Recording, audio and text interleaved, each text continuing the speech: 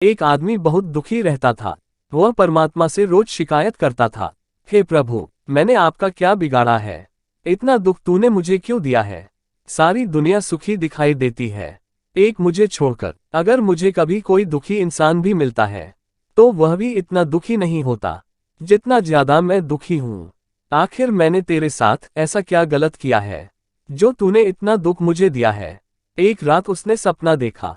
आकाश से परमात्मा बोल रहे हैं, आज तेरे दुखों की बदलाहट एक्सचेंज कर देते हैं। तू कहता ना कि बाकी सब तेरे से ज्यादा सुखी हैं, तू ही इस संसार में उन सब से ज्यादा दुखी है। उसने कहा, हाँ प्रभु, यही बात तो मैं कब से कह रहा हूँ। जिंदगी भर कहने के बाद अब जाकर मेरी बात आप तक पहुंची। परमात्मा ने कहा, चल उठ।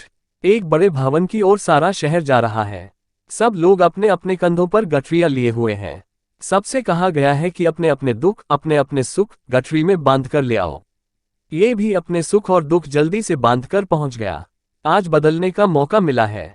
उस भवन में पहुंचकर उसने देखा, यहाँ तो बहुत सारे लोगों की भीड़ लगी हुई है।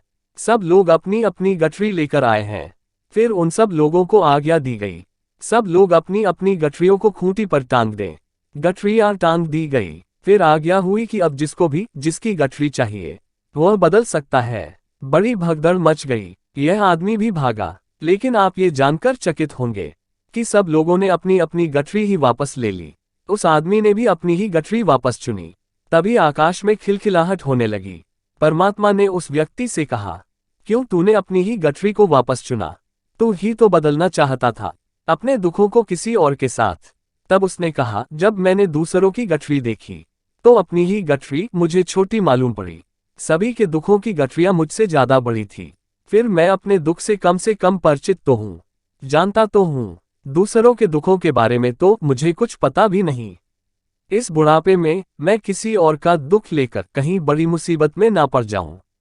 अपने दुख तो जाने माने थे, लेकिन दूसरों के दुख तो कभी देखे ही नहीं थे।